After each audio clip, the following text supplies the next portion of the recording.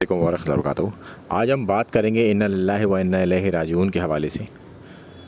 کہ اکثر اس کے بارے میں لوگ سوال کرتے ہیں کہ یہ کیا ہے۔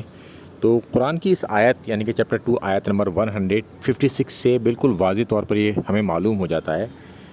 کہ اس میں اب جہاں میں نے پنچ لائن لگا رکھی ہے، سیکنڈ لائن میں آپ دیکھیں گے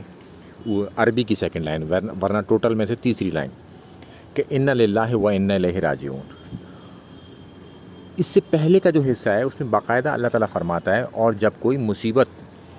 پڑے، یعنی کہ جب بھی کوئی پریشانی آئے جس کو ہم پریشانی سمجھتے ہوں اپنے اوپر، تو کہیے کہ ہمیں کیا کہنے کا حکم ہے، انا للہ و انا الیہ راجعون۔ اور اس کا مطلب ہے کہ ہم اللہ ہی کے ہیں اور اللہ ہی کی طرف پلٹ کر جانا ہے، یعنی کہ کسی پریشانی سے مصیبت سے گھبرائیں نہ، اور اس بات کو اگر آپ کہیں گے تو آپ کا عقیدہ بھی مضبوط ہوگا انشاءاللہ تعالی۔ اور ہمیں اس میں یہ بھی سوچنا ہے کہ ایک نہ ایک دن تو ہمیں اللہ کی طرف جانا ہی، اور ہر چیز کو اسی کی طرف پلٹنا ہے۔ تو جب ہمیں پلٹنا ہے تو کیوں نہ ہم اللہ کی راہ میں ہی پلٹیں اس کی طرف، نہ کہ اس کی راہ سے بھٹک کر پلٹیں، چونکہ سب کچھ اللہ تعالیٰ کا ہے